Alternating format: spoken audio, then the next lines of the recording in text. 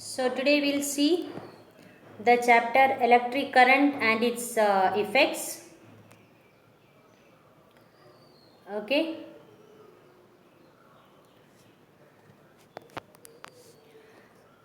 So now electric current. When we say electric current or electricity, it is nothing but the flow of charge from high potential to low potential. Okay, the area where charge is higher to the area where charge is lesser, and this is what we call as electric current. Now whenever we switch on, the electric current will be flowing, and when we switch off, the electric current will stop flowing. Okay, and the path or the way through which electric current passes is called as electric circuit, right? Now these are all the symbols of electric components. So electric components will be having different symbols as you see here in the figure. Electric cell has got a longer line and a shorter line. This is symbolizing the positive terminal and negative terminal of a cell. Okay, the longer line is a positive terminal and the shorter line is a negative terminal. Then there is electric bulb, switch in on position and off position. When it is on, you can see that the switch will be touching the connection, wire connection. When it is in off, you can see that the switch, it is not, the one end of the switch is free, it is not touching the wire. Okay, and battery means it is a group of cell, connection of cells. So there can be two cells or more than two cells in a battery. Okay, and this in battery you can see many longer and shorter lines. So that indicates that there are many positive and negative terminals, that is many cells. Suppose now here, for example, you see here in the figure two cells are there, that is why two longer lines and two shorter lines are given, which represent the positive and negative terminals of the cell, and wire is represented just by a single line. So why we need these symbols for electric components is to draw the circuit diagram easily. Okay, now these are the connections of batteries. We can see the first diagram, it shows the battery of two cells. So you can see positive terminal of one cell is connected to the negative terminal of the other cell. Okay, and you can see the cell holder, the first diagram itself, the second picture shows the cell holder. Okay, battery compartment, that means that is a place where you keep the cell. You can see this in a normal torch also. Okay, and down the diagram represents how do you connect wire. Whenever you keep some cells together, positive terminal of one cell should be connected to the negative of the other. Okay, you should never connect positive to positive and negative to negative. That is a wrong connection, the current will not flow. So these are the parts of a simple circuit containing a cell or a battery, a wire, a bulb and a switch. Now this is the circuit diagram representing the closed circuit and open circuit.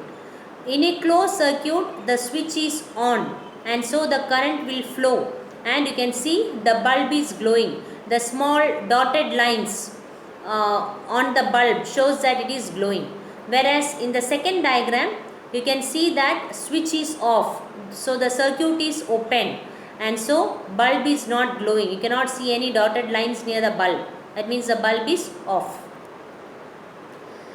So passing on to the effect of electric current.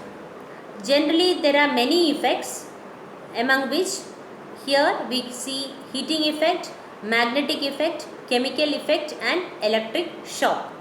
But for us, we are going to deal only with heating effect and magnetic effect. So heating effect means whenever electric current passes through any object, okay, it can be a light, it can be a fan, it can be a mobile phone, it can be your computer or laptop or any other kitchen gadgets like mixer or grinder, induction cook stove. Okay, in all these, whenever any current is passing through any of these electrical appliances, you can see that after some time it gets heated. Okay, so that means electric energy always produces heat. So that is the first effect. So first picture as it is shown here is a filament of a bulb. It glows, and whenever a bulb glows for some time, it becomes hot. If you touch, you cannot touch the bulb. If you touch, it will be very hot. Okay. Same way the next one, you can see the coil or element of a heater or an electric stove. It is becoming, you can see that electric stove, it is becoming red hot. That means when the current is on, when it works for some time, it will become red hot. And these are all some of the appliances which use the heating effect of current. You can see a kettle, there is the toaster, then electric oven. Okay, then you can see the iron box, of course all of you might have seen, electric fuse, room heater, right, and geyser. Geyser is a normal heater for heating water which we use in washrooms. Now this is incandescent electric bulb and tube light. So this is a normal light and tube which is seen in every home, but this consumes a lot of electric energy, and a part of the electric energy is escaping in the form of heat energy also. When a bulb glows for some time, it becomes hot, and that heat is of no use. Okay, it is just getting wasted. And so incandescent lights and tubes or bulbs or whatever it is actually a loss of energy. So in order to overcome this, there are many other lights and tubes which have come up. The one what you see here is fluorescent tube lights. So these produce heat but not much heat.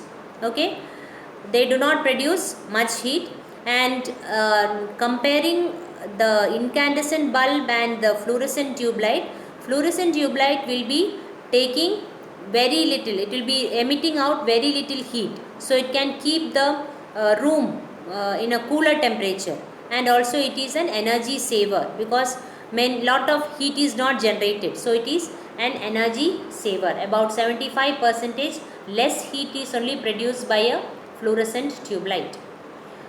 Now again a modified form is compact fluorescent lamps. Okay, this is what we call as CFL, right? This is more efficient.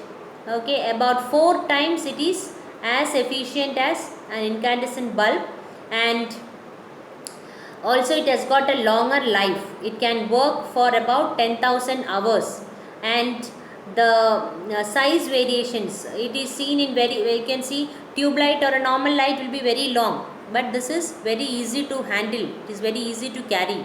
Okay, so in different sizes it comes.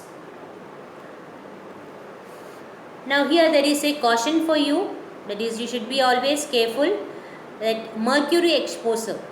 Now whenever any kind of a fluorescent bulb breaks, okay, it releases a lot of mercury vapors. So mercury is a chemical, okay, which it is called a neurotoxin. It can cause different kinds of effects in our body, in our brain, and also it can lead to many health problems. So whenever any tube light or fluorescent bulb is getting fused, you have to dispose it carefully. You should not try to stand and enjoy the fun breaking the bulb. Okay, you should dispose it carefully. Our next topic is electric fuse. So fuse is actually a safety device. Okay, and this safety device, it will be helping the house or the building from catching fire. Whenever there is a fire accident due to some short circuits, due to some problems in the electrical connectivity, this fuse wire will melt. Okay, so when it melts, naturally the circuit will be broken, and so current will not flow. So that is what is a function of a fuse wire, safety device which protects the buildings from accidents, fire accidents, whenever the current exceeds a particular limit. Okay, whenever there is a high voltage current, in that case also there can be fire accidents, the fuse will break. Okay, and by the breaking of fuse we can save ourselves, okay, from any kind of fire accidents due to electricity. And you can see the picture of a fuse, and here you can see the fuse is connected with the help of a very thin wire, and this thin wire is made up of special materials which will melt quickly. So if fuse is melted for the first time, you cannot, current will go off. But there are many people who take a normal wire and again tie the fuse, but that you should never do, because it is very dangerous. It will not serve the purpose in a later. Now the same work of fuse is done by miniature circuit breaker or MCB.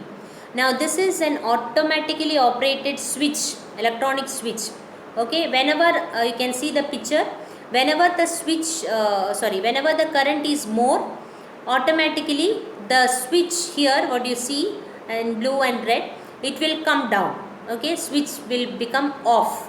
And again, if you want to get the electric supply, when the switch is off, that means automatically this one, what do you say, current will not be there in your home. So you can go and on the switch again to bring back current to your home.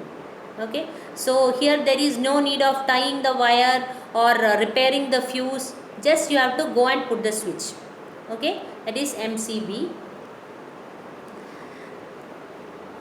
Now till now what we have discussed was the heating effect of current. Now we will see the next effect, which is magnetic effect of current. Okay, so this was found out by Sir Hans Christian Ørsted. He was the first person to notice that a compass needle, a magnetic compass needle, which is which if you keep it near a circuit, a working circuit, a current passing circuit, it will get deflected. The needle will show change in the direction. That is called deflection. Okay, so this is the principle on which our electric bell, the bell which we have in our home, electric bell, calling bell. Okay, it works on this principle. Now here you can see the simple circuit diagram to produce an electromagnet. A normal iron nail is taken and coil of wire, copper wire is just coiled around it, and there is a battery and also there is a switch. When the current is on, when now the switch is off, okay, the circuit is open, but when the switch is on, the circuit is closed. At that time current flows through the circuit, and slowly, if you look at the iron nail, it will behave like a magnet. After some time of the current pass, the iron nail will become magnet, and if you take small pins or iron objects or magnetic objects near the iron nail, it will attract. That means what? Only magnet will attract magnetic materials. So here iron nail is attracting magnetic material because the iron nail has become a temporary magnet, and this is what we call as electromagnet. You are giving magnetic energy because of electricity, with the help of electricity. So this is the electromagnetic crane, and it is used to pick up iron pieces from a garbage heap. Okay, if there is any kind of waste dumped over an area and it contains a lot of magnetic waste, if you want to separate it, you can use this electromagnetic crane. And this is electric bell, which I told you before, and you can see there is two electromagnet coils, and there is a gong. That circle what you see is the gong, and you can see a hammer which is beating the gong, and there is a contact screw at the base of the hammer, and whenever current, you can see down there is a wire going, and there are cells, a battery connection is given. When the switch is on, the electromagnetism starts to work. Okay, the both the coils will behave like a magnet. It will pull the iron strip, and the hammer will hit the gong and the bell will ring. Okay, but when the switch is off, the reverse happens. The electromagnetic power will be gone, and so it will leave the iron strip, and so the hammer will go apart and it will not touch the gong. So this is again the same electric bell, and all its parts are marked clearly. You can mark these parts in your textbook. I believe there is only the diagram is given, the parts are not marked in the text. You can look at this and mark the parts of that diagram. So these are the devices which work on electromagnets: motors and generators, toys, transformers, electric bells and buzzers. Electric buzzer, usually in quiz competition and all, they use a buzzer. Then loudspeakers, headphones, scanning machines, mics, speakers, electric cookers and tape recorders, VCRs, hard disk, etc. So you can see the pictures of all these devices. Okay, so I hope you have understood. If there is any doubt, you can put up.